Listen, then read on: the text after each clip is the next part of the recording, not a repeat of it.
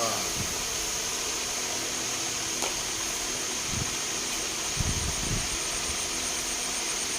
वर्णानाम् अर्थसङ्ग्रहाणां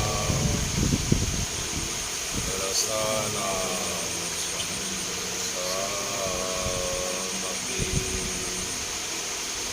मङ्गलानां च कर्तारौ वन्दे वाणी विनायकौ। मूकं करोति वाचालं पङ्गुं लङ्घयते गिरिं यत्कृपातमहं वन्दे परमानन्दमाधवम्। राम रामेति रामेति रमे रामे मनोरमे सहस्रनाम तत्तुल्यं श्रीरामनामं वरानने। वंशी विभूषितकरा नवनीतदाभात् पीताम्बरारुणबिं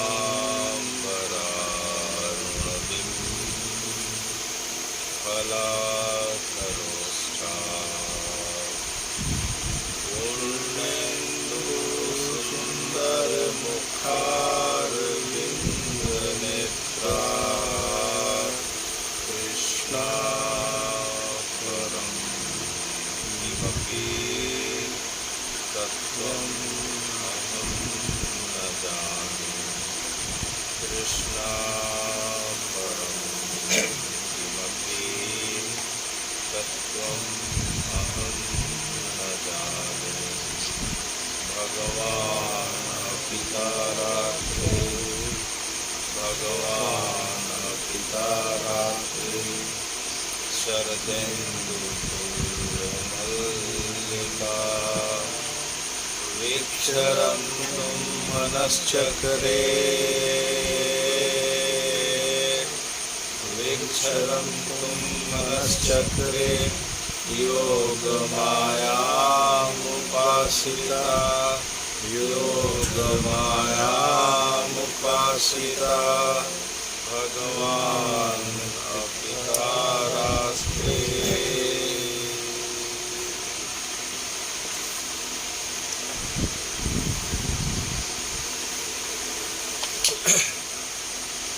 हे भगवान,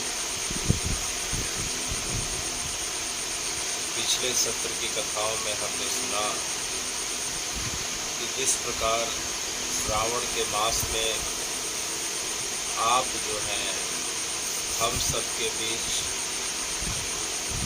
जल तत्व के रूप में प्रकृति के बीच मनुष्य मात्र के बीच आकर आपने सबको कृतार्थ किया। इसके पश्चात भादों में जब गणेश पक्ष आता है तो आप पृथ्वी तत्व के रूप में उपस्थित होकर हम सबको कृतार्थ करें। और इसके पश्चात अब आश्विन मास का प्रारंभ हो चुका है, जिसे हम पितृपक्ष के नाम से भी जानते हैं। शुरुआत के 15 दिनों को हम पितृपक्ष भी कहते हैं। तो इस समय हे भगवान, आपकी वह सूक्ष्म सत्ता है, वह वायु रूप में पितरों के माध्यम से वायु रूप में हम सब प्राणियों के अंदर व्याप्त होके हमें जो है कृतार्थ कर रही है। तो जिस प्रकार से यह ब्रह्मांड 5 महाभूतों से निर्मित है, हमारा शरीर 5 महाभूतों से निर्मित है, पृथ्वी जल अग्नि वायु आकाश। तो हे भगवान, आप स्वयं जो है, व्यक्ति में इतना सामर्थ्य नहीं है कि इन सब तत्वों को जान सके, तो आप जो है स्वयं किसी न किसी मास में और किसी न किसी रूप में हम सब के बीच जो है प्रकट होकर हमें जानने का, पहचानने का, सेवा करने का अवसर प्रदान कर रहे हैं। सावन में आप जो है जल स्वरूप में आए। किस स्वरूप में आए? सावन में जल की सबसे ज़्यादा अधिकता देखी जाती है। बारिश का मौसम सावन कहलाता है। तो हे भगवान, सावन में आते हैं और सावन में हम शंकर जी को जो है जल अर्पित करते हैं, जलाभिषेक करते हैं, अनेक प्रकार से उनका अभिषेक करते हैं। शंकर जी को, उनके शिवलिंग को हम जो है स्पर्श करते हैं। इसका मतलब यह होता है कि जो है उस जल तत्व को हमारे अंदर जो कमी आ जाती है, क्या होता है कि मई और जून में गर्मी पड़ती है। क्या पड़ती है? गर्मी पड़ने से हमारे शरीर का जो जल जो है भाप बन के कम वातावरण में निकल जाता है, जिसे हम डिहाइड्रेशन बोलते हैं। तो शरीर में किस तत्व की कमी हो गई? जल तत्व की कमी हो गई। तो भगवान जो है जल तत्व के रूप में, बारिश के रूप में जो है हमारे बीच आते हैं और हम जो है उसी जल को हम क्या करते हैं, दो माध्यम से अपने शरीर के अंदर पूर्ति करते हैं। पहला जो है शिव जी का अभिषेक करते हैं और शिव जी को स्पर्श करते हैं। शिव जी को अभिषेक करने के साथ शिव जी के शिवलिंग को हम क्या करते हैं, अपने हाथों से अभिषेक करते हैं। तो उससे हमारे शरीर की जल तत्व की पूर्ति होती है। दूसरा जो भारत की प्राचीन परंपरा है कांवड़ यात्रा की। कौन सी यात्रा की? जब कोई व्यक्ति कांवड़ लेके जब यात्रा पे निकलता है 5 किलोमीटर, 25 किलोमीटर, 50 किलोमीटर, तो सावन के समय में वह भीगता हुआ जाता है, खाली पैर, नंगे पैर जाता है, भगवान के पवित्र नाम का उच्चारण करते हुए जाता है, सदाचार से रहते हुए आहार विहार से शुद्ध होके जाता है और उसके ऊपर जो है बारिश की फुहारें गिरते रहती है। उसे जो है जल तत्व की पूर्ति हो रही है। खाली पैर में जो है पृथ्वी को स्पर्श करके चल रहा है, उसका पृथ्वी तत्व भी जो है बैलेंस संतुलित हो रहा है। खुले आकाश में चल रहा है, उसका वायु तत्व भी संतुलित हो रहा है। तो कहने का मतलब जो है कोई व्यक्ति अगर कांवड़ यात्रा से संबंधित या जुड़ा हुआ है, उसके जीवन की पांचों तत्वों की पूर्ति एक साथ हो जाती है। सनातन की परंपरा पूरी तरीके से वैज्ञानिक परंपरा है। इसके बाद भादो आ गया। भादो में भी हमने गणेश पक्ष देखा। गणेश जी हमारे पास चतुर्थी से लेकर अनंत चतुर्दशी तक विराजमान थे। गणेश जी की मूर्ति किससे बनती है? मिट्टी से बनती है। अर्थात मिट्टी कहाँ से आती है? पृथ्वी से आती है। तो हमने गणेश जी की पूजा अर्चना करी, गणेश जी को प्रणाम किया, गणेश जी को स्पर्श किया, गणेश जी में चढ़ाया हुआ प्रसाद को जो है ग्रहण किया और गणेश जी को कंधे में लेकर विसर्जित कर दिया। मिट्टी जो आई थी मिट्टी में विलीन हो गई। तो उससे क्या हुआ कि हमारा शरीर का जो है पृथ्वी तत्व भी बैलेंस हो गया, संतुलित हो गया। गणेश जी के माध्यम से 10 दिनों तक हमें सदाचार से, अच्छे आचरण से, आचार व्यवहार जो है अच्छे से रहने की प्रेरणा मिल गई। हमारा खान पान, आचार व्यवहार सुधरा, पृथ्वी तत्व जो है हमारा संतुलित हो गया।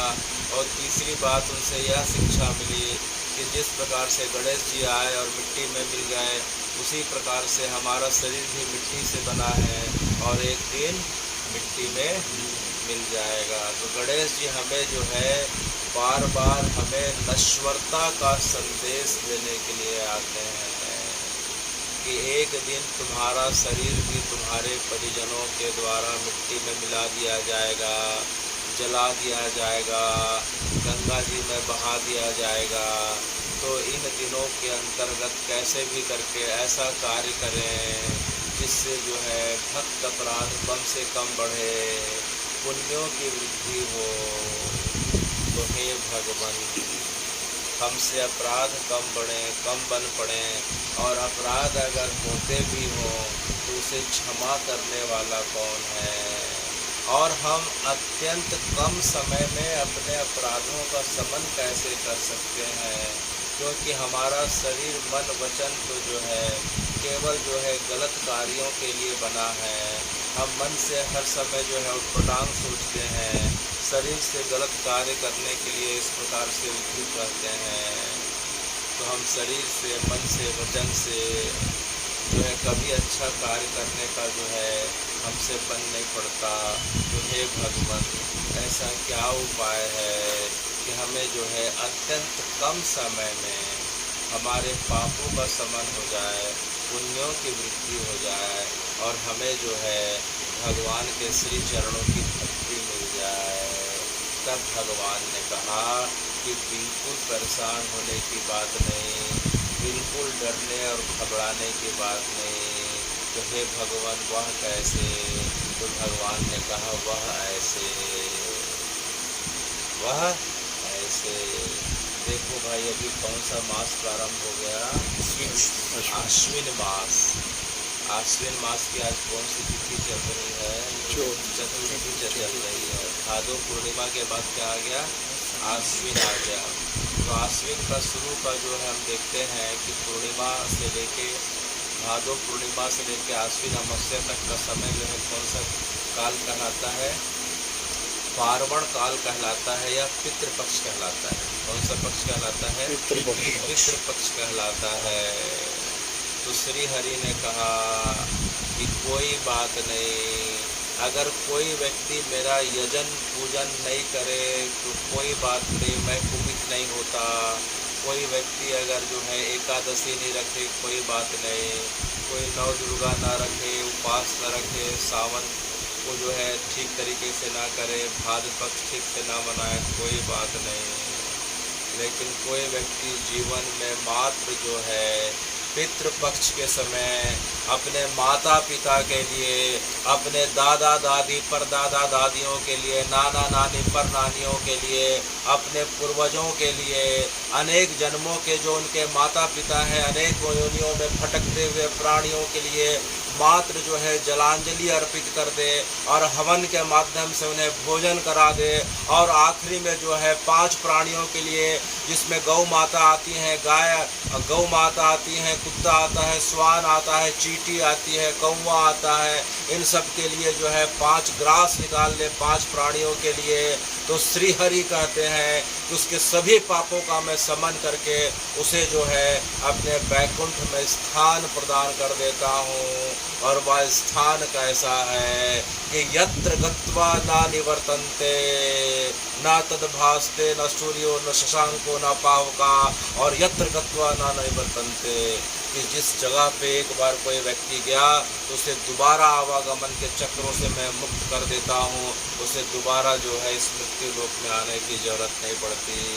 तो हे भगवान, आपने इतना सरल उपाय बताया, इतना सरल उपाय बताया कि इन 16 दिनों में, इस पार्वण के दिनों में, इन पितृपक्षों के दिनों में कोई व्यक्ति जो है अपने पूर्वजों के निमित्त जो है मात्र जो है उन्हें जल चढ़ा दे, जलांजलि अर्पित कर दे, हवन के माध्यम से उन्हें भोजन सामग्री अर्पित कर दे। और पृथ्वी के जो मूल कारक हैं, जो गौ माता हैं, चींटी हैं, स्वान हैं, कौवे हैं और आदि देव हैं, उनके लिए जो है ग्रास निकाल दे। तो जो है श्री हरि कहते हैं मात्र इनमें करने मात्र से जो है, इनके यजन करने मात्र से जो है ये सब चीज़ें जो है मुझे मिल जाती है और मैं तत्काल ही अत्यंत जो है कम समय में प्रसन्न हो जाता हूँ। और उसे क्या करता हूँ, क्षिप्रम भवति धर्मात्मा, उस व्यक्ति को अत्यंत कम समय में जो है मैं क्या करता हूँ, महात्मा धर्मात्मा बनाता हूँ। और भगवान बोलते हैं उस व्यक्ति का कभी नाश नहीं होता। ना में भक्ता प्रणश्यति, मेरे ऐसे भक्त का कभी जो है विनाश नहीं होता। तो भगवान हमें जो है अत्यंत सरल उपाय बता रहे हैं कि समय, इस पितृपक्ष के समय, तो हे भगवान, ये पितृपक्ष का समय जो है इतना शुभदायक है, इतना कल्याणकारी है, भक्ति को प्रदान करने वाला, मुक्ति को प्रदान करने वाला है। और सबसे अद्भुत बात कि इसमें ना कुछ खर्च लगता है, ना ऐसा कुछ समय लगता है, मात्र जो है भाव की प्रधानता होनी चाहिए। क्योंकि इस समय शास्त्रों की मान्यता है कि जो है इस 15 दिनों के अंतर्गत जो है हमारे जो पितृलोक में निवास कर रहे हैं, पृथ्वी के ऊपर सबसे पहले 10,35,000 किलोमीटर की दूरी पे यमलोक पड़ता है, यमलोक के आगे पितरलोक पड़ता है। तो पितरलोक का जो है इसी समय दरवाज़ा खुलता है और पितरों के अधिपति ऐरमा नाम के देवता जो हैं हमारे जितने पृथ्वी के जो है पितर जो शरीर छोड़ चुके हैं सबको जो है प्रत्येक व्यक्ति के घर के चौखट के आंगन में लाके छोड़ देते हैं। और वे सब पितर चाहते हैं कि उनकी संतान जो है जो उनका नाम का उपभोग कर रही है, जो उनके संपत्ति का उपभोग कर रही है, जो उनके शरीर का पा के जो है मान सम्मान यश पा रही है, क्योंकि हमारा शरीर हमारे माता पिता से मिला है। तो हमारी संतान जो है हमें जो है भोजन प्रदान करें, जल प्रदान करें और हम तृप्त होकर उन्हें आशीर्वाद देते हुए वापस पुनः पितृलोक से आगे के लोगों की ओर गमन करें। तो जब पितर हमारे द्वार पे 15 दिनों के लिए आते हैं तो वे हमारे से जो है किसकी अपेक्षा करते हैं? जल की और भोजन की। किसकी अपेक्षा करते हैं? श्रद्धा से दिया गया जल और भोजन। किसके द्वारा? श्रद्धा के द्वारा। तो श्रद्धा के द्वारा अर्पित किया गया पितरों को जल और भोजन ही श्राद्ध कहलाता है। क्या कहलाता है? श्राद्ध। अगर उसमें श्रद्धा शब्द नहीं है, अगर हम जल्दीबाजी में करने लग गए, अनमने ढंग से करने लग गए, तो वह श्राद्ध स्वीकार नहीं होता है पितरों को, तो अश्राद्ध हो गया। पितर स्वीकार नहीं करे, पितर भूखे रहते हुए और जो है कुपित होते हुए रुष्ट होकर जो है इस प्रकार से वापस चले जाते हैं और हमें साल भर जो है पितृ दोष का सामना करना पड़ता है। तो हे भगवान, किसी व्यक्ति विशेष के यहाँ जो है पितृ दोष है या पितृ कृपा है, इसकी पहचान हम कैसे कर सकते हैं? तो शास्त्र कहते हैं कि घर के अंदर आने वाली जो समस्या है उसे हम पितृ दोष कहते हैं। घर के अंदर आने वाली, जैसे हम रोज रोज सुन रहे हैं कि जो है पति पत्नी का जो है आपस में नहीं जमना, विचारों की समानता नहीं होना, कलह होना, उसके पश्चात जो है संतान का नहीं होना, बार बार गर्भपात होना, संतान अगर हो तो संतान विकृत हो जाना, संतान का कुसंग का शिकार हो जाना, संतान के कैरियर में पढ़ाई लिखाई में लगातार बाधा उत्पन्न होना, उसके पश्चात संतान का विवाह नहीं होना, विवाह के पश्चात संतान का सुखी नहीं होना, संतान के संतान न होना, वंश की वृद्धि नहीं होना। तो अगर पितर रुष्ट होते हैं तो जो क्या होता है कि कलह की स्थिति निर्मित होती है और वंश की वृद्धि रुक जाती है। ये जो है पितरों के कुपित होने के लक्षण बताए गए हैं शास्त्रों में। तो हे भगवान, आप इतना सरल उपाय बता रहे हैं कि मात्र जल देने से और हवन के माध्यम से उन्हें भोजन प्रदान करने से पितर जो हैं अत्यंत कम समय में प्रसन्न हो जाते हैं। ये पितर हमारे पास कितने दिनों के लिए आ रहे हैं? 16 दिनों के लिए आ रहे हैं। तो इन 16 दिनों का जो समय जो है हमें पितरों के उत्सव के रूप में मनाना चाहिए। देखो, पितर उत्सव मनाने के लिए आ रहे हैं। पितरों का उत्साह और उत्सुकता इस बात की रहती है कि ऐरमा लोक जो है, जो ऐरमा लोक है, अगला प्रश्न ये आता है कि पितर हमारे घर में भोजन करने क्यों आते हैं? उन्हें उन लोक में जो पितर लोक में भोजन नहीं मिलता है क्या? अगला प्रश्न ये उठता है कि क्या पितर लोक में उन्हें भोजन नहीं मिलता है जो हमारे घर भोजन करने आते हैं? इसका उत्तर हम इस तरीके से समझें कि हम जो है रेलगाड़ी से हमको दिल्ली जाना है और रायपुर के रेलवे स्टेशन में बैठे हैं। रेलगाड़ी से दिल्ली जाना है और रायपुर के रेलवे से स्टेशन में बैठे हैं। ट्रेन आने में टाइम है, हम अंदर के जो है वेटिंग हॉल में चले गए। अंदर के कहाँ चले गए? वेटिंग हॉल में चले गए। वेटिंग हॉल फर्स्ट क्लास वालों के लिए अलग रहता है, एसी वालों के लिए अलग रहता है, जनरल वालों के लिए अलग रहता है। तो आप देखेंगे कि वेटिंग हॉल में आपको बैठने की सुविधा है। किसकी सुविधा है? बैठने की सुविधा है। भोजन की सुविधा नहीं रहती है। भोजन की सुविधा रहती है क्या वेटिंग हॉल में? नहीं। आप जाएंगे रेलवे स्टेशन में या फिर जैसे हम जाते हैं, कहाँ जाते हैं, अगर हम जो है दिल्ली जाना है फ्लाइट से भी जाएंगे तो वेटिंग हॉल में बैठे हैं तो कुर्सी टेबल में बैठ सकते हैं, आराम से बैठ सकते हैं। लेकिन भोजन करना हो तो हमें तो जो है खुद खर्च करना पड़ता है, वहाँ भोजन की सुविधा नहीं है। उसी प्रकार से अरबा लोग जो है वह वेटिंग लोग है। कौन सा लोग है? वेटिंग लोग है। क्योंकि वहाँ से जो है जब उनके संतान जो है जब उन्हें जलांजलि अर्पित करेंगे, तर्पण अर्पित करेंगे, उनके नाम से पितृ गायत्री करेंगे, उनके नाम से भागवत जी का पाठ करेंगे, भागवत जी का भगवान का नाम लेंगे, गीता जी का पाठ करेंगे, अच्छे आचरण करेंगे अपने पितरों के निमित्त, तो फिर जो है वे अरमा लोग से फिर कहाँ जाएंगे? महालोक जाएंगे, फिर जन लोग जाएंगे, फिर तप लोग जाएंगे, फिर सत्य लोग जाएंगे, फिर आखिरी में श्री हरि के वैकुंठ जाएंगे। तो ये सब वेटिंग लोग हैं, वेटिंग स्टेशन कहलाते हैं। वहाँ तो जो है रुकने की, बैठने की पूरी व्यवस्था है, लेकिन खाने की व्यवस्था नहीं है, भोजन की व्यवस्था नहीं है। इसलिए भगवान क्या करते हैं कि श्री हरि जो है स्वयं ऐरमा के रूप में, किसके रूप में? ऐरमा। पितृलोक के जो देवता कौन है? ऐरमा है। अनंतस्मी नागा नाम, भगवान बोलते हैं कि नागों में मैं अनंत हूँ। नागों में कौन हूँ? अनंत हूँ। और पितरों में मैं जो है ऐरमा हूँ। और पितरों में कौन हूँ? ऐरमा हूँ। तो साक्षात श्री हरि जो है ऐरमा के रूप में, पितर लोक के राजा के रूप में, प्रत्येक घर के जो पितर शरीर छोड़ चुके हैं उन्हें जो है हमारे घर छोड़ देते हैं। और किसके लिए छोड़ते हैं? भोजन के लिए छोड़ते हैं।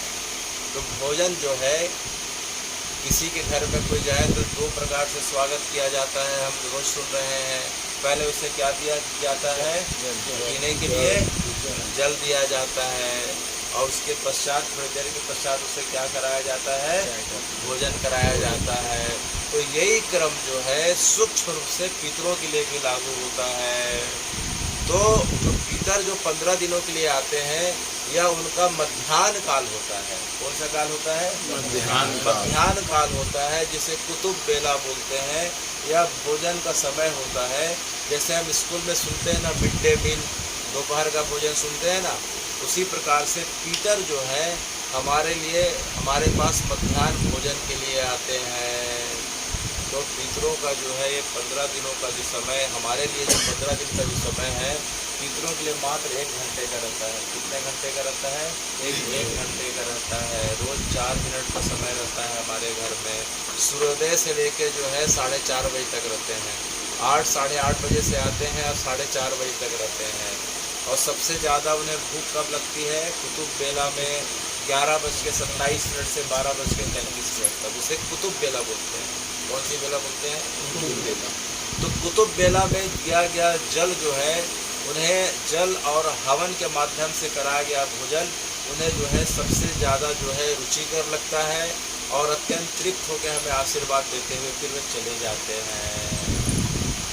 तो कोई व्यक्ति कुतुब बेला में नहीं कर पाए तो उसे 1:30 बजे से 2:30 बजे के बीच करना चाहिए। उसे रोहिणी बेला बोलते हैं। क्या बोलते हैं? रोहिणी बेला। और 1:30 बजे से 2:30 बजे के बीच नहीं कर पाए तो 2:30 से 3:30 बजे के बीच करे, उसे जो है फिर अपराह्न बेला बोलते हैं। तो इस प्रकार से जो है अधिकतम 4:30 बजे तक कर लेना चाहिए। 4:30 बजे तक कोई अगर उनका जो है वंश का व्यक्ति उन्हें जो है जलांजलि नहीं दिया, भोजन नहीं कराया, वे भूखे रखते हुए वापस चले जाते हैं।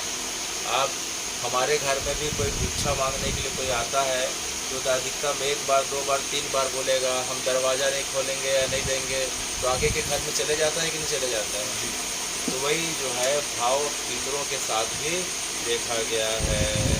पितर तो इतने दयालु हैं कि सवेरे 8:30 बजे से 4:30 बजे तक का हमें समय प्रदान करते हैं कि इनके बीच जो है हमारा वंशज, हमारा पुत्र, हमारा जो है पोता परपोता कोई भी जो है हमें आके भोजन करा दे, जल प्रदान कर दे। तो हम रोज़ सुन रहे हैं कि पितरों को जो है 2 प्रकार से तृप्ति होती है। जो हम जल देते हैं उस जल की वाष्प उन्हें जो है तृप्त करती है। जल का सूक्ष्म रूप, क्योंकि पितर वायु रूप में है, सूक्ष्म रूप में। किस रूप में है? सूक्ष्म। तो जल का सूक्ष्म रूप क्या हो गया? वायु, भाप हो गया, वाष्प हो गया। जल का सूक्ष्म रूप क्या हो गया? वाष्प रूप, वाष्प हो गया। और भोजन का जो सूक्ष्म रूप होता है, तो भोजन को हम क्या करते हैं कि खीर है, पूड़ी है, तिल है, गुड़ है, जब कंडे में, गोबर के कंडे में, हवन में जब डालते हैं, तो जो भोजन ये सब जो है अंदर में जाके धुएं के रूप में जब जाता है, जब ऊपर उठता है, उसको ऊपर उठा के जो अग्नि देवता, कौन से देवता? अग्नि देवता जो है उष्मा के रूप में और सुगंध के रूप में पितरों को पहुंचाते हैं। किस रूप में? उष्मा के रूप में और सुगंध के रूप में। तो आप जब यज्ञ करने बैठते होंगे, तो जब यज्ञ में सामग्री डालते होंगे, तो देखते होंगे उसमें एक विशिष्ट प्रकार की सुगंध आती होगी और एक विशिष्ट प्रकार का ताप, एक गर्मी वहाँ उत्पन्न होती है। तो अग्नि देवता जो है उस उष्मा को हमारे पितरों तक पहुँचाते हैं, और जो है जल देवता जो है सूक्ष्म रूप में वाष्प बना के हमारे पितरों तक पहुँचाते हैं। क्योंकि हमारा शरीर स्थूल है, माने दृश्यमान है, इसलिए हमें दिखने वाली चीज़ें चाहिए रहती हैं। अर्थात हमारे शरीर को दिखने वाली चीज़ चाहिए, माने दाल चावल रोटी सब्जी चाहिए। लेकिन इसका सूक्ष्म रूप क्या हो गया? भोजन का जो सुगंध जो है सूक्ष्म रूप हो गया, भोजन का सुगंध सूक्ष्म रूप हो गया, जल की वाष्प जो है सूक्ष्म रूप हो गई। तो चूँकि पितरों का शरीर सूक्ष्म रहता है, इसलिए उन्हें सूक्ष्म रूप में चीज़ें चाहिए रहती है। तो हे भगवान, कोई पुत्र अगर ऐसा करता है तो पितर जो है अत्यंत प्रसन्न होते हैं। क्षिप्रम भवति धर्मात्मा, अत्यंत कम समय में उसे आशीर्वाद प्रदान करते हैं, और वह व्यक्ति महान आत्मा, धर्मात्मा, महान आत्मा इस प्रकार से जो है बन जाता है। जीते जी। तो हे भगवान, ऐसे पुत्र अगर किसी कुल में हो तो जो है अपने 21 पीढ़ियों को तारने में सक्षम रहते हैं। कितने पीढ़ियों को? 21। किसी व्यक्ति के कुल खानदान में सैकड़ों संतानें हैं, लेकिन सभी विमुख हैं, तो कोई बात नहीं। शास्त्र कहते हैं कि मात्र कोई एक अगर जो है धर्मात्मा हो जाए या माता पिता का सेवक हो जाए, मात्र एक, ज़्यादा नहीं। कितना? एक, मात्र एक। अभी एक पिक्चर आई हुई है जिसका नाम है नरसिंह अवतार, अभी सब देखे होंगे। प्रहलाद के दैत्य कुल में मात्र जो है हिरण्यकश्यप के दैत्य कुल में मात्र एक ही बच्चा पैदा हुआ, जिसका नाम क्या था? प्रहलाद था। जबकि उनका कुल क्या था? दैत्य कुल था। सैकड़ों हजारों लोग उस कुल में हुए, सब जो है धर्म से विमुख थे, श्री हरि की अवज्ञा करने वाले थे, सनातन के विपरीत आचरण करने वाले थे। लेकिन मात्र उनके कुल में कौन उत्पन्न हुआ? प्रहलाद नाम का बालक उत्पन्न हुआ।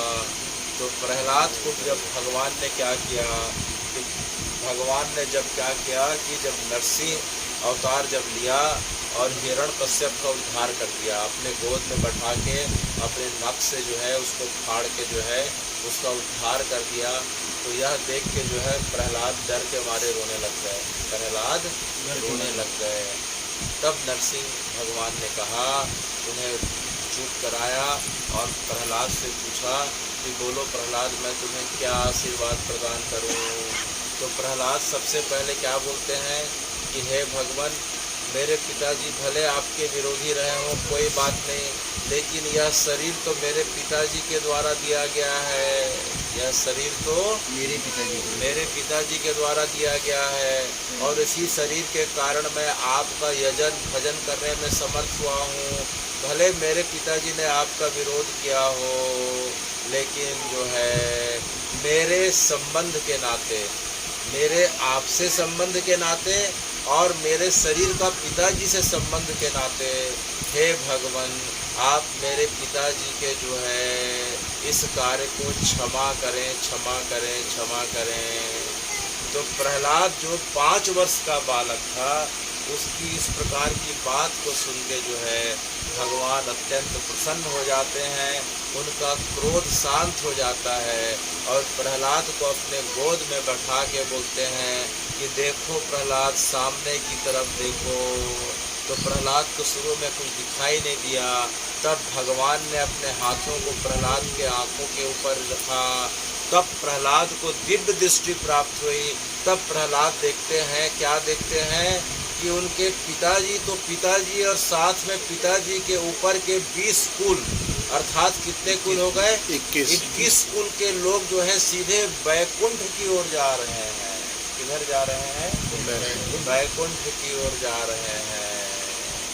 तो भगवान ने कहा कि जिसके कुल में मात्र जो है एक बालक पैदा हो जाए तो उसके भजन यजन के कारण मैं उसके 21 कुलों को तार देता हूँ। इसका प्रमाण त्रिसप्तकुल संयुक्तम, भगवान बोलते हैं त्रिसप्तकुल संयुक्तम संपूर्ण पाप विवर्जितम सह प्रयाति राम भवनम यत्र गत्वा न निवर्तन्ते। कि अगर किसी के कुल में जो है प्रहलाद जैसा सदाचारी व्यक्ति बालक उत्पन्न अगर हो जाए तो मैं उसके संपूर्ण, उसके पूर्वजों के द्वारा किए गए संपूर्ण पापों को एक क्षण में भस्म करके तत्काल ही उसे वैकुंठ प्रदान कर देता हूँ, जहाँ से उसे दोबारा वापस आने की आवश्यकता नहीं पड़ती है।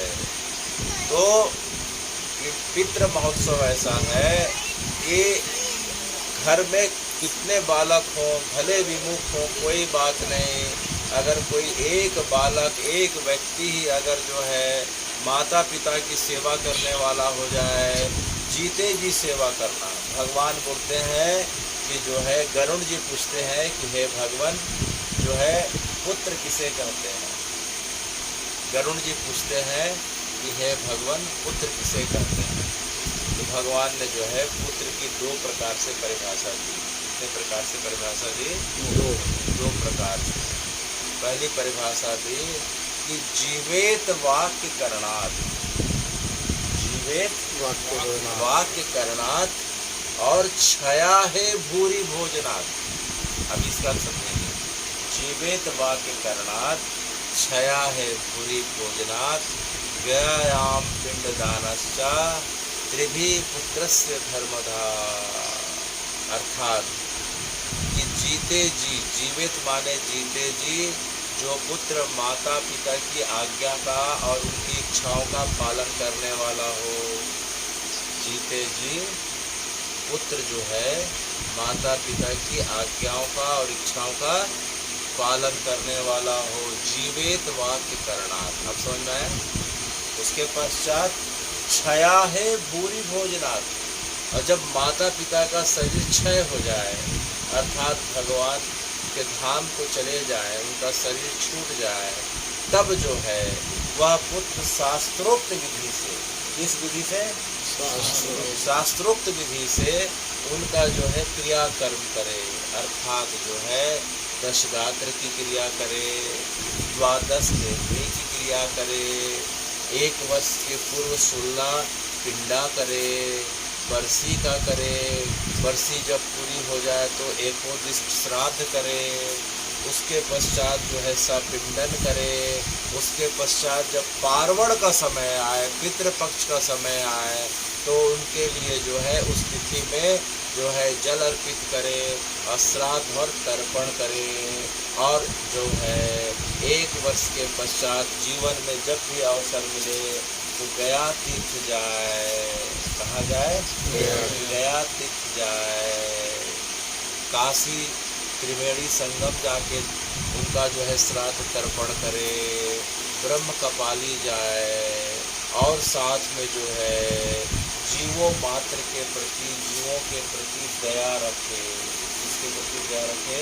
जीवों, जैसे गौ माता के लिए, श्वान अर्थात कुत्ते के लिए, उसके पश्चात चींटी के लिए, अर्थात छोटे से छोटे और बड़ों से बड़ों के लिए उसके अंदर दया, क्षमा, करुणा की भावना रहे, और जो प्रकृति का सम्मान करे। किसका सम्मान करे? प्रकृति का सम्मान का अर्थ होता है पृथ्वी, जल, अग्नि, वायु, आकाश।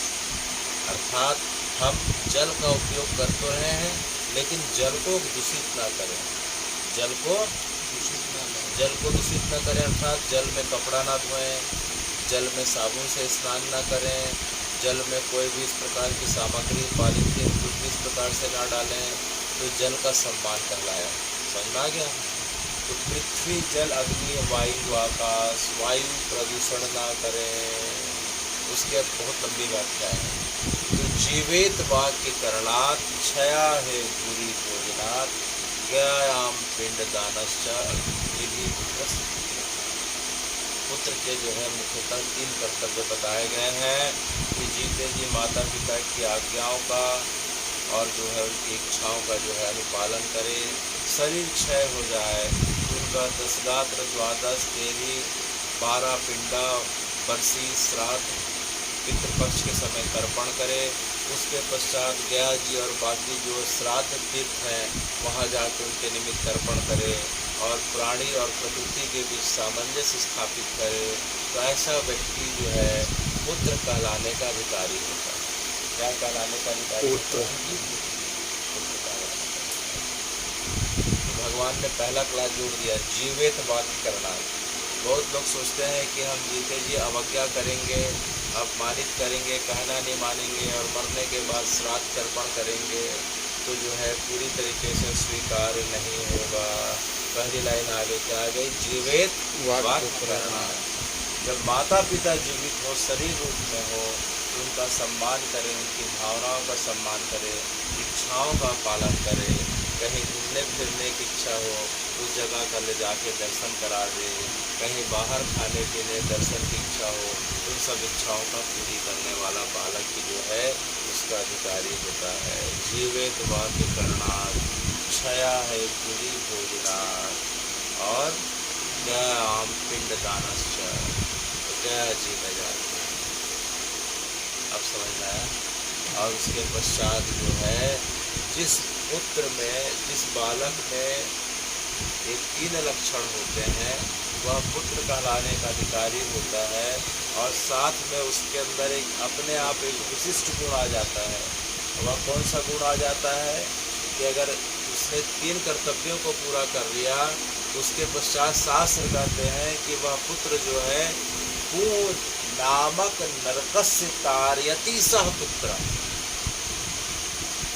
कह नामक नरका पू नामक, कि नरकों में एक नरक है उसका नाम है पू। वहाँ स्त्री और पुरुष जहाँ जाके कष्ट पाते हैं, समझ में, अनेक प्रकार के नाना प्रकार के कष्टों से भरा वहाँ जीवन है। लेकिन जो पुत्र जो है तीनों अपने कर्तव्यों को पूरा कर लेता है उसके अंदर भगवान इतना विशिष्ट गुण प्रदान कर देते हैं कि उनके माता पिता का जब शरीर क्षय होता है तो उन्हें जो है पू नामक नरक में जाना नहीं पड़ता और उनके कष्टों को नहीं भोगना पड़ता। अब समझ आया? पू नामक नरकस्य तारयति सह पुत्र। अब समझ आए कि पुत्र कौन हुआ, उसके क्या क्या लक्षण बताए गए? 3 लक्षण बताए गए। तो हमें सबको जो है यह विचार करना चाहिए कि हमारे अंदर कौन कौन से लक्षण हैं। जीते जी हम सेवा कर पा रहे हैं क्या? कोई बात नहीं। भगवान ने कहा कि किसी कारण अज्ञानतावश, प्रमादवश, कुसंगवश जो है हम माता पिता की सेवा नहीं कर पाए तो कोई बात नहीं। हमारे माता पिता, हमारे पूर्वज इतने दयालु हैं कि पुत्र के जो है कुसंगी होने के कारण या पुत्र कुपुत्र हो जाए तो कोई बात नहीं, माता कुमाता नहीं हो सकती। हमने सुना है ना, पुत्र भले कुपुत्र हो जाए माता कुमाता नहीं हो सकती। तो जीते जी अगर पुत्र सेवा नहीं कर पाया तो कोई बात नहीं, माता पिता इतने दयालु हैं कि वे पितर पक्ष के समय पुनः 15 दिनों के लिए हमारे घर आ जाते हैं। कि शरीर रहते तो नहीं कर पाया, उसके पुण्य की वृद्धि नहीं हो पाई, कोई बात नहीं। अब जो है पुण्य की वृद्धि कर ले, पुण्य कमा ले, तब जो है पुनः 15 दिनों के लिए आ गए। और इस बार पुण्य कमाने में तो ना समय खर्च हो रहा है ना पैसा खर्च हो रहा है। देखो भाई क्या हो रहा है, उसमें हम क्या कर रहे हैं, जल दे रहे हैं, तिल युक्त जल दे रहे हैं। कल हमने देखा था जी, माता पिता के लिए हम कौन सा जल में क्या डालते हैं, तिल डालते हैं। पूर्वजों के लिए जो मनुष्य तर्पण या पितृ तर्पण होता है तो उसमें क्या रहता है, तिल युक्त जल होता है। देवताओं के लिए क्या रहता है? अक्षत रहता है। ऋषि मुनि और दिव्य मनुष्यों के लिए क्या रहता है? जौ रहता है। हमने देखा था कल, ठीक है।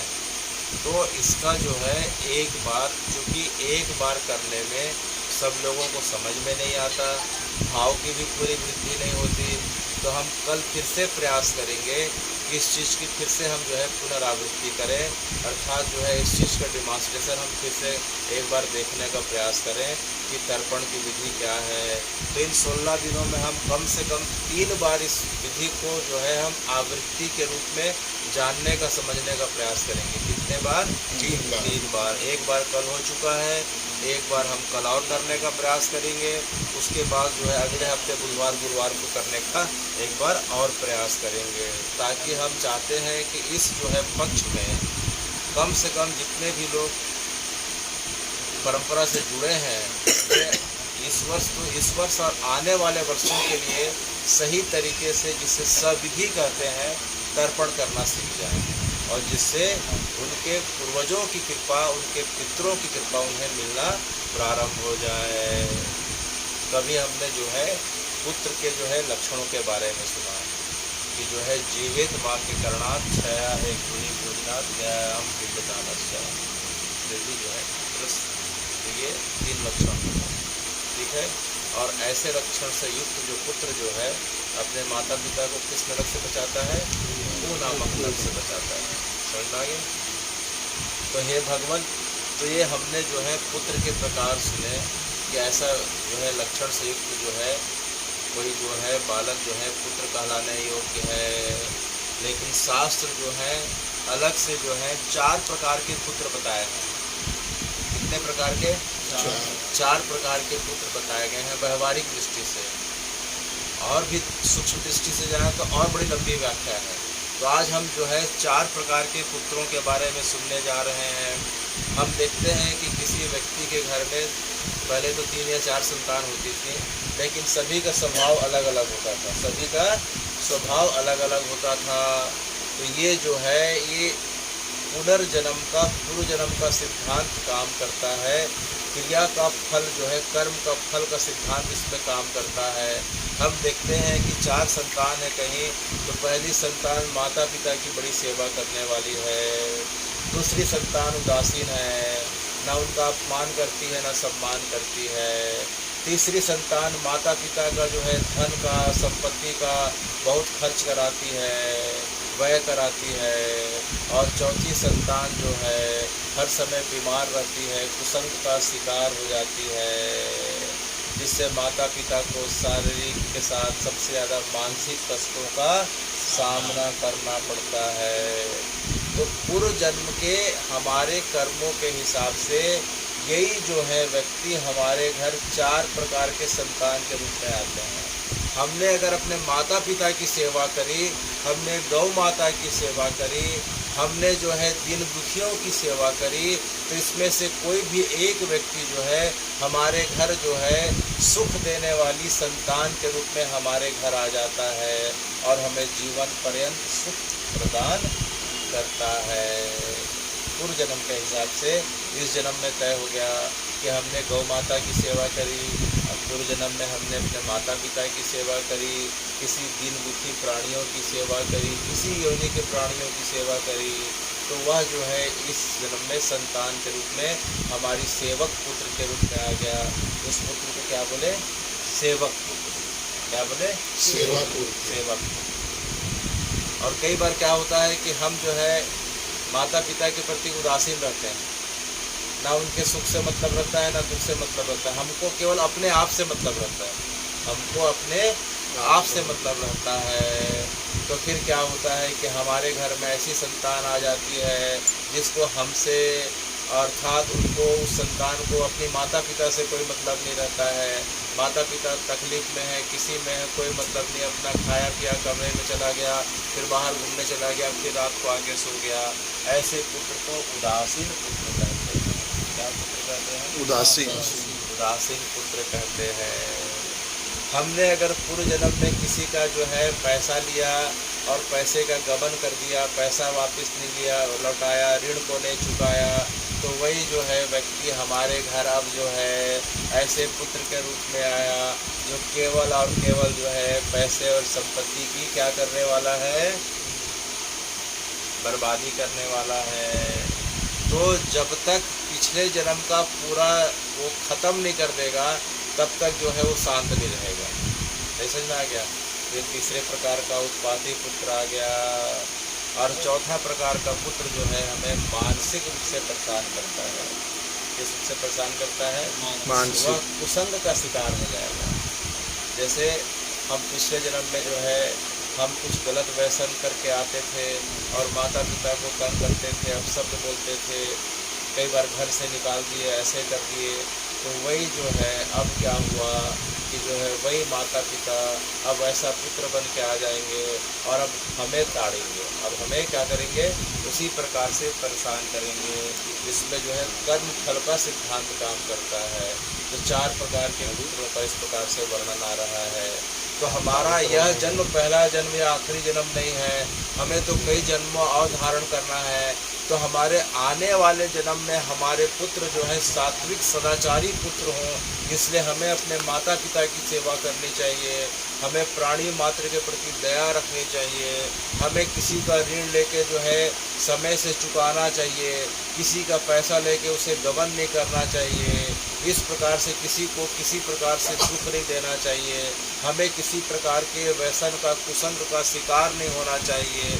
क्योंकि चारों में से जो है अगर एक भी घटना होती है तो ये किसी न किसी रूप में इस जन्म में अगले जन्म में पुत्र बन के वही हमारे साथ आवृत्ति करेंगे जो हमने किया है।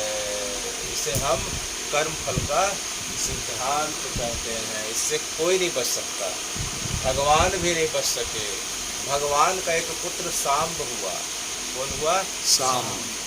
देखो भगवान का एक बड़ा सात्विक पुत्र था भगवान कृष्ण का, उसका नाम था प्रद्युम्न।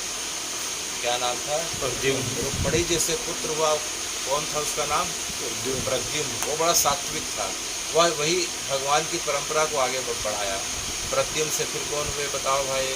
अनिरुद्ध हुए, अनिरुद्ध से ब्रजनाभ हुए, ब्रजनाभ ने फिर ब्रजमंडल का फिर से जो है विस्तार किया, फिर से जो है स्थापित किया। लेकिन भगवान का एक पुत्र हुआ जामवंती जी के माध्यम से, उसका नाम क्या हुआ? सांब हुआ। वह शुरू से उत्पाती था। उसने दुर्वासा ऋषि के साथ धृष्टता करी।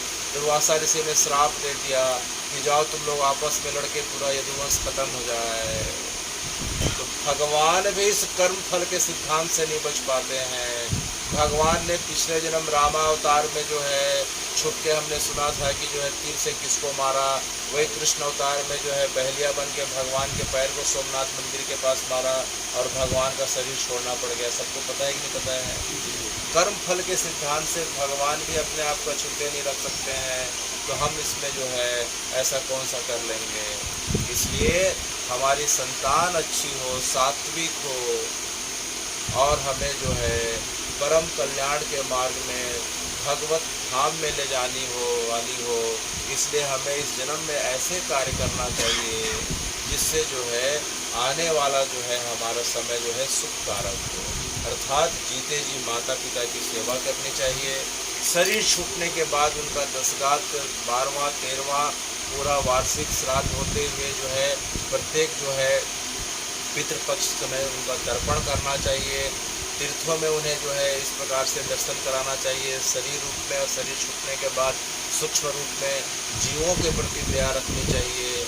इस प्रकार से जो है हमारी भावना होती है तो भगवान जो है निश्चित रूप से हमारा जो है परम कल्याण करते हैं।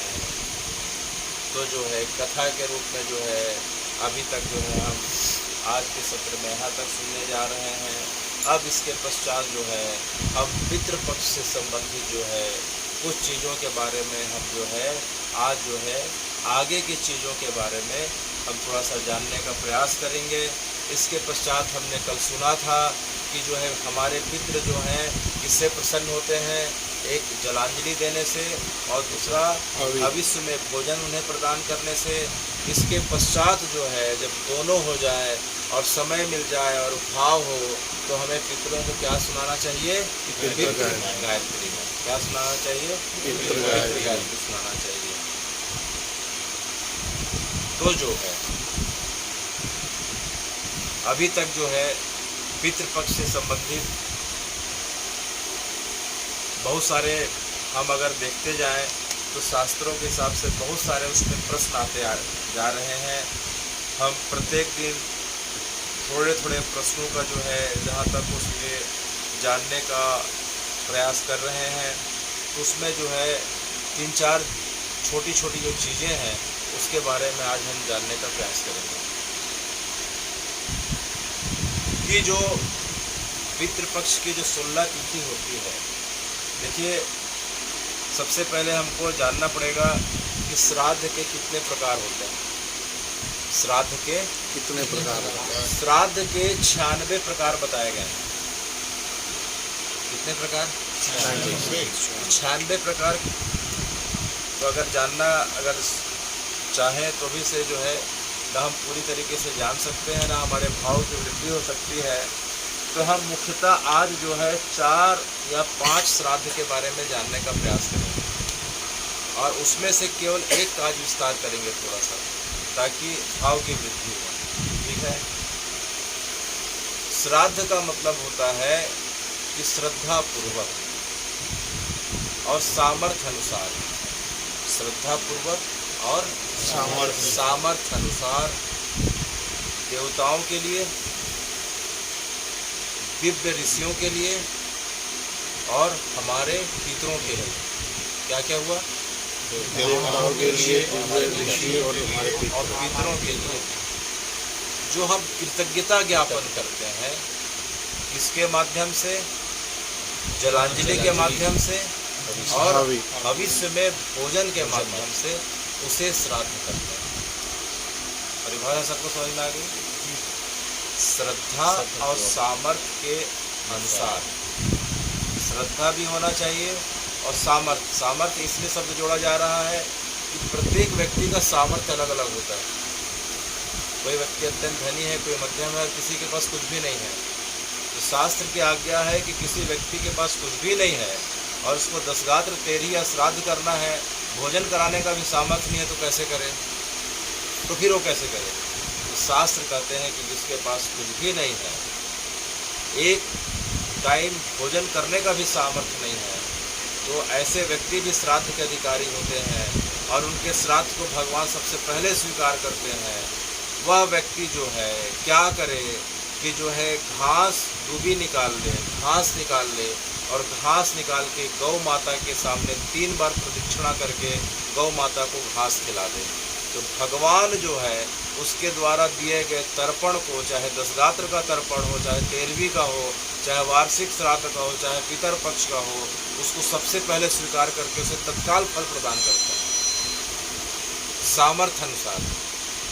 जिसका सामर्थ्य है अपने सामर्थ्य के अनुसार कर सकता है, जिसका सामर्थ्य अगर नहीं है तो गौ माता को करे। अगला प्रश्न है कि कोई व्यक्ति रेगिस्तान में रहता है, कोई मान लो कच्छ में रहता है, वहाँ तो गौ माता नहीं मिलेगी, पूरा कई सौ किलोमीटर रेगिस्तान है। कोई जैसलमेर में है रेगिस्तान में, फिर कैसे करें? और उसके पास कुछ भी नहीं है। तो शास्त्रों की आज्ञा है कि जिसके पास कुछ भी नहीं है और कोई व्यवस्था नहीं बन रही है तो दक्षिण की तरफ मुँह कर ले। किधर मुँह कर ले? दक्षिण। और दोनों भुजाओं को उठा ले और दोनों भुजाओं को उठा के जो है अपने पितरों को याद करते हुए मानसिक रूप से या जोर जोर से जो है आवाज़ लगाता हुआ उन्हें जो है, हे मेरे पिताजी, हे दादाजी, हे परदादा, हे नाना, हे परनाना, मेरे पास कुछ भी सामर्थ्य नहीं है, लेकिन मैं मानसिक रूप से अपने भाव के माध्यम से आपको जल और भोजन प्रदान कर रहा हूँ, कृपया स्वीकार करें। तो भगवान उसे भी तत्काल स्वीकार कर लेते हैं। श्राद्ध की परिभाषा क्या हो गई? श्रद्धा और सामर्थ्य। श्रद्धा नहीं है तो स्वीकार नहीं करेंगे और सामर्थ्य से ज़्यादा कोई व्यक्ति खर्च कर ले। श्राद्ध का नियम है कि इसमें जो है देव कार्य में व्यक्ति जो है ऋण ले सकता है, देव कार्य में व्यक्ति ऋण ले सकता है, लेकिन पितृ कार्य में उसे ऋण नहीं लेना है। पितृ कार्य में लिया गया ऋण और उससे द्वारा निर्मित जो है भोजन सामग्री पितर बिल्कुल स्वीकार नहीं करता है, इसलिए पितृ कार्य में ऋण लेने का प्रावधान ही नहीं। इससे सामर्थ्य आ गया। श्रद्धा और सामर्थ्य के अनुरूप, अब समझ में आया?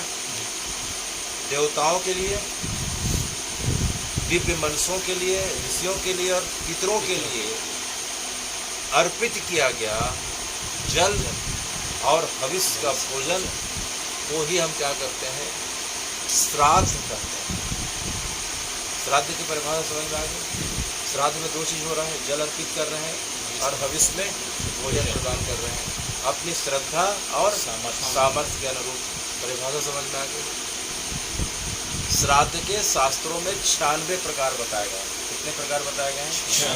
तो 96 में हम ना जाके मुश्किल से आज जो है 4 के बारे में जानने का प्रयास करेंगे ताकि भाव के रूप। एक होता है नित्य श्राद्ध, एक होता है नित्य श्राद्ध। पहले क्या होता था कि घर में जो है बाथरूम नहीं होते थे, टेप नल नहीं होता था, तो लोग सब तालाब में, नदी में, सरोवर में स्नान के लिए जाते थे। आज से 40-50 साल पहले या तो तालाब में जाते थे या नदी में जाते थे, ऐसी जगह पे जाते थे स्नान के लिए।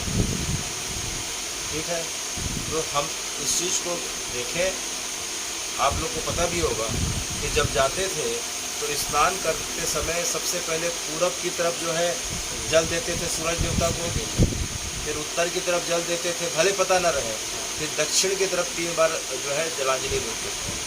तो रोज देते थे। इसको नित्य तर्पण कहते हैं। नित्य माने रोज किया जाने वाला तर्पण, वो क्या कहलाया? नित्य तर्पण।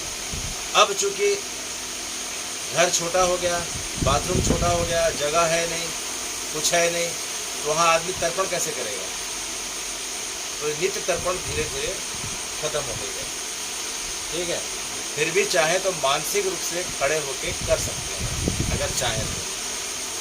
पूरब की तरफ देवताओं के लिए, उत्तर की तरफ ऋषियों के लिए, दक्षिण की तरफ पितरों के लिए, इसे नित्य तर्पण बोलते हैं। ठीक है, उसके बाद फिर क्या होता है कि प्रत्येक वर्ष में प्रत्येक के घर में कुछ न कुछ जो है मांगलिक उत्सव होते हैं। जन्म दिवस हुआ, किसी बच्चे का जन्म होता है, किसी के घर में जन्म होता है, या फिर किसी का जन्म दिवस आता है। जैसे 4 लोग हैं तो चारों का जन्म दिवस आएगा, या तो किसी नए बच्चे का आगमन होगा। ठीक है, या फिर जो भी प्राणी है उनका जन्म होगा, इस तारीख को जन्म होता है तो जन्म दिवस बोलते हैं। या फिर विवाह की कुछ मंगल घड़ी आती है, या गृह प्रवेश की स्थिति आती है, तो साल में किसी न किसी के घर में जो है एक आध बार मांगलिक उत्सव होते हैं कि नहीं होते हैं? तो मांगलिक उत्सव में भी जो है श्राद्ध और तर्पण की व्यवस्था की परंपरा रही है। इसका नाम जो है नांदी मुख श्राद्ध है। क्या चौपाई हमने जो दशरथ जी करे थे राम जी के सभा, नांदी मुख श्राद्ध करे थे जब राम जी के जन्म हुआ थे, श्राद्ध करे थे ना, नांदी मुख श्राद्ध करे थे।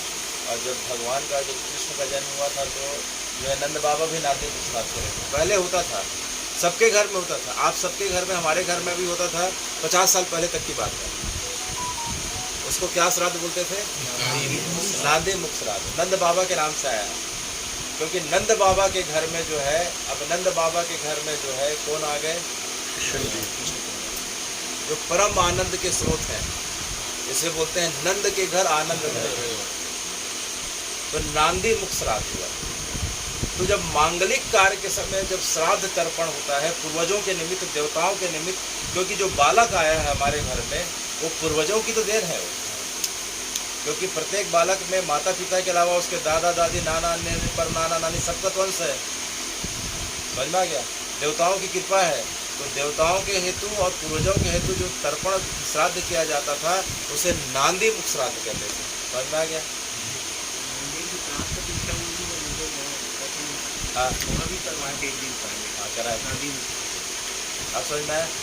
नांदी मुख श्राद्ध। अब तीसरा श्राद्ध होता है कि प्रत्येक के घर में जैसे मंगल उत्सव होता है, उसी प्रकार से काल चक्र के हिसाब से, प्रारब्ध की गति के हिसाब से किसी न किसी प्राणी की शरीर में जो है क्षय होती है या शरीर छूटता है। प्रत्येक के घर में ऐसा कोई घर नहीं है दुनिया में, पृथ्वी में, कि जिसके घर से जो है किसी का प्राण ना निकला हो, शरीर का क्षय ना हुआ हो। कभी माता पिता जाते हैं, कभी भाई बहन जाते हैं, कभी ना कभी कोई ना कोई शरीर के संबंध का व्यक्ति जाता है जिसको शरीर का क्षय होना बोलता है। ठीक है, तो शरीर के क्षय होने के पश्चात, शरीर के क्षय होने के पश्चात जो साल में एक बार जो तिथि आती है, कि मान लीजिए जिसका शरीर जो है, आज कौन सा दिन है, आज जैसे आज कौन सा महीना चल रहा है, आश्विन, आश्विन का महीना है। ठीक है, आज तिथि कौन सी है, चतुर्थी तिथि है। पक्ष कौन सा है, कृष्ण पक्ष है। ठीक है, तो अगले साल फिर पड़ेगा। आज के दिन जिसका शरीर छूटा, आश्विन कृष्ण चतुर्थी को जिसका शरीर छूटा, तो अगले साल की जो आश्विन कृष्ण चतुर्थी पड़ेगी, तो उस समय जो उसका जो श्राद्ध किया जाएगा उसे एकोदिष्ट श्राद्ध कहते हैं। क्या श्राद्ध कहते हैं, एकोदिष्ट। एकोदिष्ट, एक व्यक्ति के लिए किया गया श्राद्ध, एक व्यक्ति के लिए किया गया श्राद्ध। ठीक है, साल में जो तिथि आएगी उस तिथि को किया गया श्राद्ध को एकोदिष्ट श्राद्ध कहते हैं। इसका समझ में आ गया, तो एक व्यक्ति के लिए होता है। चौथा और जो आखिरी, हम बस आज 4 ही चीज़ के बारे में सुनेंगे।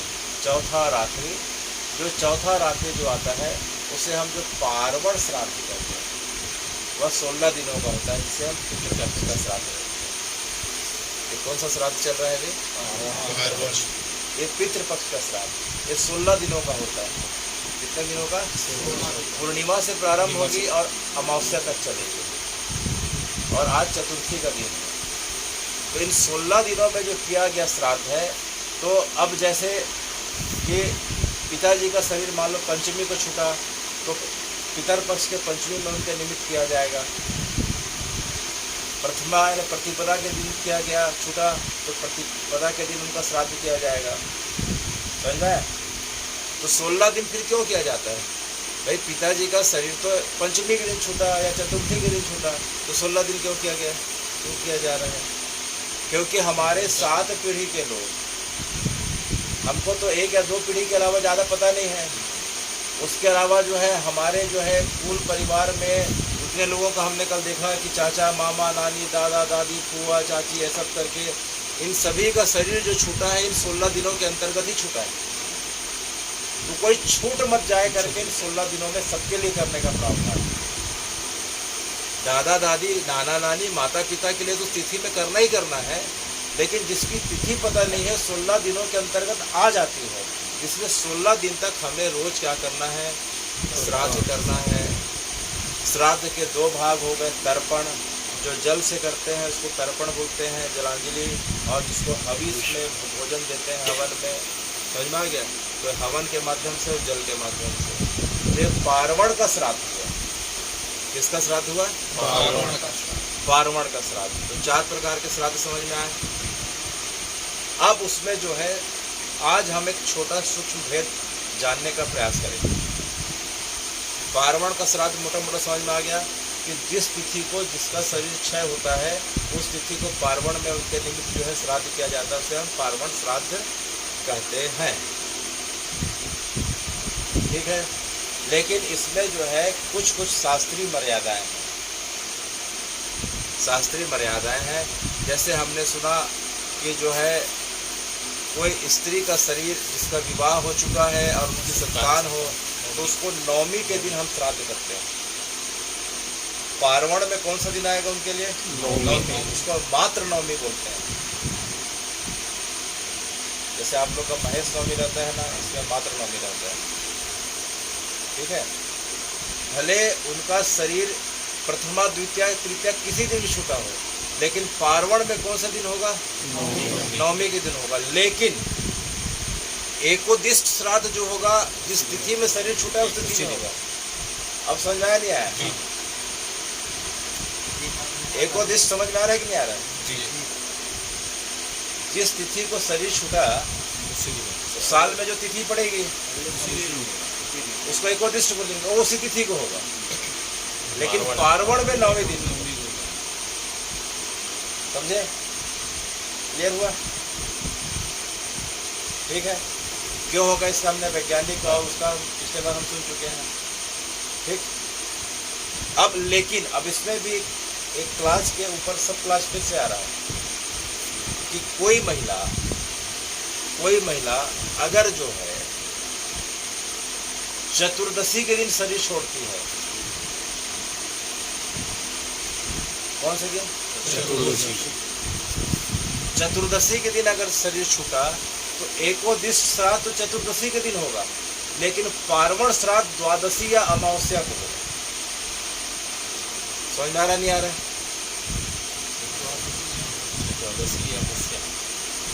समझ आ रहा है कि नहीं आ रहा है?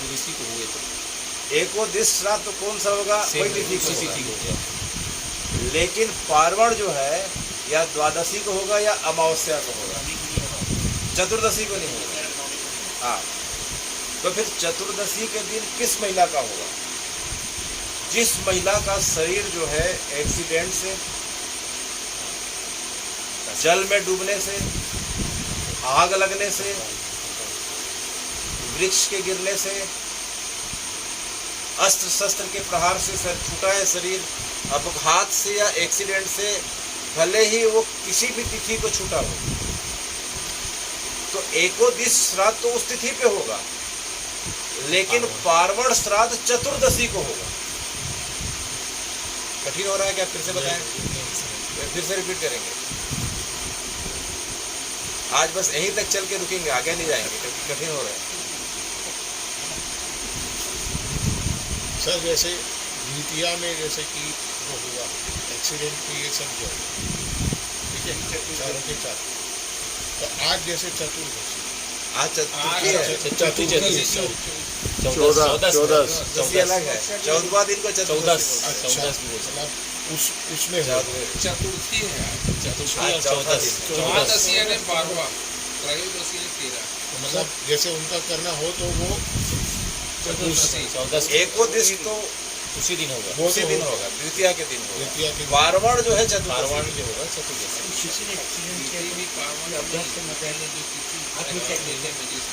वही है, उसी के बारे में बताएं। आत्महत्या का भी आएगा, इसी में अलग आत्महत्या का हम लेने वाले नहीं थे, लेकिन अब आ गया। ये सब तो अकाल कोई मृत्यु वाला प्रमाद है से, ना। प्रमाद से माने जानबूझ के शरीर छोड़ता है। शास्त्र का नियम इतना गंभीर है और इतना सूक्ष्म है कि शास्त्र कहते हैं कि हमें अपना शरीर छोड़ने का अधिकार नहीं है। जिसने शरीर दे के हमें भेजा है वही शरीर लेगा निश्चित समय आने पे। हमें बीच में अपने शरीर को क्षय करने का अर्थात आत्महत्या करने का अधिकार नहीं है, अपराध है। ऐसे व्यक्ति का न श्राद्ध होना चाहिए न तर्पण होना चाहिए, शास्त्र की आज्ञा है। पहला, ऐसे व्यक्ति का न श्राद्ध होता है न तर्पण होता है। फिर भी शास्त्र इतने दयालु हैं कि हर क्लास के बाद सब क्लास होता है। ऐसे व्यक्ति के लिए पंचमी का दिन निर्धारित कर दिया गया। कौन सा दिन? पंचमी। जो आत्महत्या करता हो या जिसकी मृत्यु सर्पदंश से हुई हो, वो पंचमी के दिन उसका श्राद्ध होगा।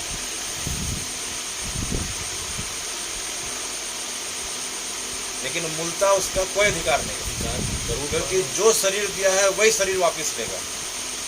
हमें बीच में अपने शरीर को क्षय करने का अधिकार नहीं है। शास्त्र कहते हैं, गरुड़ पुराण में लिखा है कि जो व्यक्ति प्रमादवश जानबूझ के अपने शरीर का क्षय कर रहा है, माने आत्महत्या कर रहा है, उसके लिए कोई अधिकार नहीं कि उसे संतान करे करके। उनका एकोदिश नहीं कर रहे, कुछ नहीं कर रहा है। लेकिन इस शास्त्र की आज्ञा है, उसके बाद में सब क्लास डाल दिया गया है कि एकोदिश भी करो और पंचमी दिन कर लीजिए, ऐसा करके।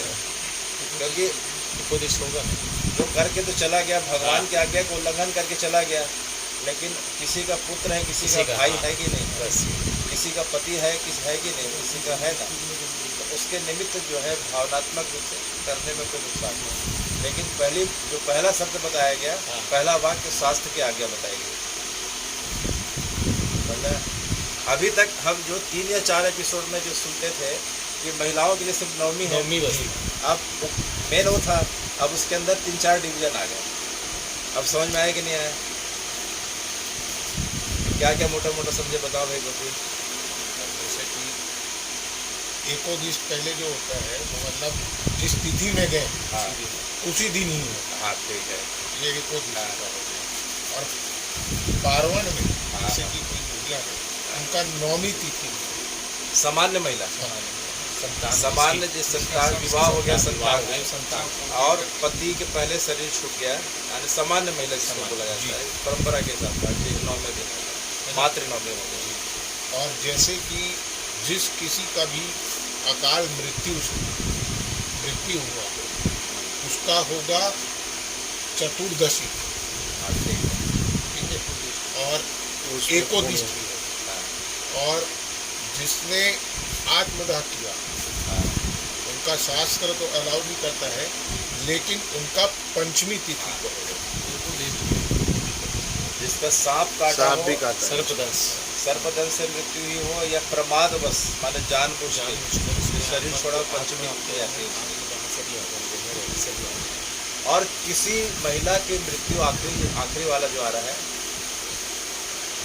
किसी महिला की मृत्यु मान लो पूर्णिमा के दिन हो गई, महिला की हो या पुरुष की हो, तो उसका जो है एकोदश तो पूर्णिमा में होगा, लेकिन पार्वण जो है अमावस्या में होगा। क्यों? क्योंकि पूर्णिमा जो है देव तिथि मानी जाती है, अमावस्या जो है पितरों की तिथि है, तो पितरों की तिथि में होगा। सीधे एकदम अपग्रेडेड हो जाएंगे हम, एकदम हायर लेवल पे चले जाएंगे। पूर्णिमा सीधे कहाँ चले गए, छलांग मार के अमावस्या चले गए। पूर्णिमा वाले कहाँ जा रहे हैं, अमावस्या में। समझ में आया? फिर से रिवीजन करें। 4 पार्ट बता दिए। तो पहला नित्य श्राद्ध, नांदी मुख श्राद्ध। बताने का मतलब यह है कि इसको करने का प्रयास करना चाहिए। हम लोग क्या सोचते हैं, श्राद्ध को बड़ी अपवित्र वस्तु समझते हैं। श्राद्ध माने अपवित्र अशौच की स्थिति होगी, जबकि श्राद्ध जो है सबसे शुद्ध करने वाली वस्तु है। नंद बाबा भगवान के जन्म के समय जो है उनके पास जो है 27 लाख गाय थी, पूरे के पूरे जो है गायों को उन्होंने बांट दिया, 21 लाख गाय को दान कर दिया। और गाय का दान कैसे किया, गाय और बछिया का, गाय को अकेले दान नहीं किया, गाय के साथ बछिया का दान किया। सवत्सा गाय, सवत्सा गाय, अकेले गाय नहीं, गाय और बछिया। और उसमें कैसे, गाय के सींग में सोने का वो लगाया, गाय के सींग में क्या लगाया, सींग लगाया। पैर में चांदी का खुर लगाया, खुर में चांदी लगाई। पीठ में लाल दुसाला उड़ाई, समझ में आया? और गले में सोने का घंटी लगाया। तब जो है रवाना किया, तब ब्राह्मणों को दान किया। ये नांदी मुख श्राद्ध। तो कहने का मतलब, नांदी मुख श्राद्ध जब भी घर में मंगल अवसर हो, सबको करने का प्रयास करना चाहिए, सबको करना चाहिए। क्योंकि हमारे घर में जो भी जिसका नया जन्म हुआ है, माता पिता दादा दादी का अंश है, देवी देवताओं की कृपा है, ऋषि परंपरा के कारण हुआ है, इसके कारण लोग जो है श्राद्ध कराने का प्रावधान, नांदी मुख श्राद्ध। जब हम परंपरा से जुड़ेंगे तब हैप्पी वाला सिस्टम धीरे धीरे कम होगा। ठीक है, अब नांदी मुख श्राद्ध करना चालू कर देंगे तो फिर हैप्पी बर्थडे तिथि के हिसाब से मनाना चालू कर देंगे, अंग्रेजी कैलेंडर के हिसाब से मनाना बंद हो जाएगा। इसी कर